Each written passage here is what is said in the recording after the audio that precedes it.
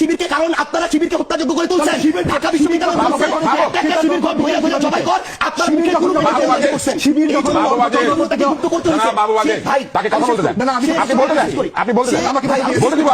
এনসিপির দলীয় অবস্থান, এনসিপির মনে হয়েছে নির্বাচনী জোটে তার যাওয়া প্রয়োজন।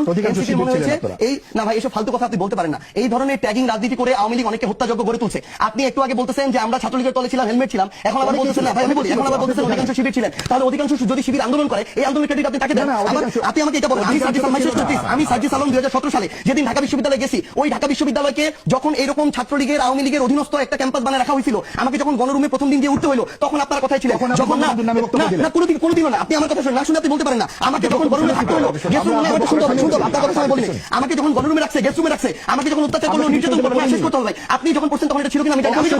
আমি যখন পড়ছি আমারটা বলতেছি, আমাকে যখন গেস্ট রুমে রাখা হলো, প্রোগ্রাম করানো হলো, আমাকে যখন একজন আওয়ামী লীগের মন্ত্রীকে সালাম দেওয়ার জন্য ঘন্টার পর ঘন্টা মধুর ক্যান্টিনে দাঁড় করে রাখা হলো, তখন আপনার এই সিভিল সোসাইটি কোথায় ছিল? যখন ঢাকা বিশ্ববিদ্যালয়ের শিক্ষকরা এক একটা দালালের ভূমিকা অবতীর্ণ হলো, যখন আমাকে ওই ক্যাম্পাসে ওই নেতাদেরকে সালাম দিয়ে মাথা নোয়া নোয়া চলতে হয়েছে 3 বছর, তখন আপনার এই সিভিল সোসাইটি আপনার কোথায় ছিলেন? আমাকে এটাতে বাধ্য হইতে হয়েছে। এরপরে আমার জায়গা থেকে যখন সুযোগ হয়েছে, আমি মাথা উঁচু করে দাঁড়াইছি। ওই অভ্যুত্থানের সামনে সাইডে যখন 2টা ছেলে দাঁড়াইছিল, এর মধ্যে একটা ছেলে ছিল সার্জিস আলম। এই সার্জিস আলম দাঁড়াইছিল এটা রিস্ক জেনে যে হয় সে বেঁচে থাকবে, তার কোনদিন সরকারি চাকরি হবে না, এটা জেনে দাঁড়াইছিল। সে যদি ওখানে বেঁচে থাকে, বলতেই পারেন আপনি আগের ওটা কোনোভাবে এই কারণে বলতে পারেন আমি দাঁড়াইছিলাম, আপনি দাঁড়ান নাই। আমি ওই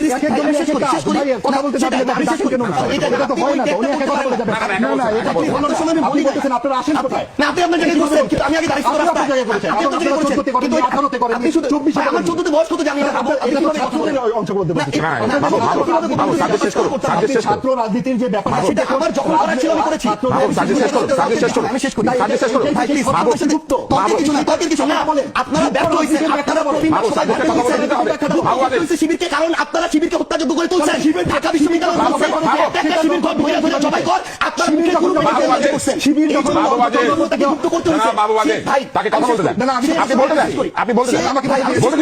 সে গুপ্ত থাকার পরেও তাকে ধরে ধরে পিটানো হয়েছে, তাকে খুন করা হয়েছে, হত্যা করা হয়েছে। একটা মানুষ শেষ পর্যন্ত যখন আপনারা কেউ তার পক্ষে দাঁড়ান নাই, যেই মনে করেন 25 বছরের ছেলেটা শিবির করে, ওই ছেলেটা তো তার আগের কোনো কিছুর সাথে সম্পর্ক নাই, তার তো বেঁচে থাকার অধিকার আছে, তার পরিবারের সাথে থাকার বাঁচার অধিকার আছে। তাকেও যখন শুধু একটা আদর্শভিত্তিক রাজনীতি করার কারণে হত্যাযোগ্য করা হয়েছে, সে গুপ্ত হয়ে গেছে। এই গুপ্ত হওয়ার কারণে আপনি যদি তাকে এখন দায় দেন, এই দায় আপনারও নিতে হবে, সে কেন গুপ্ত হইতে হইলো। আর আমার কথা যদি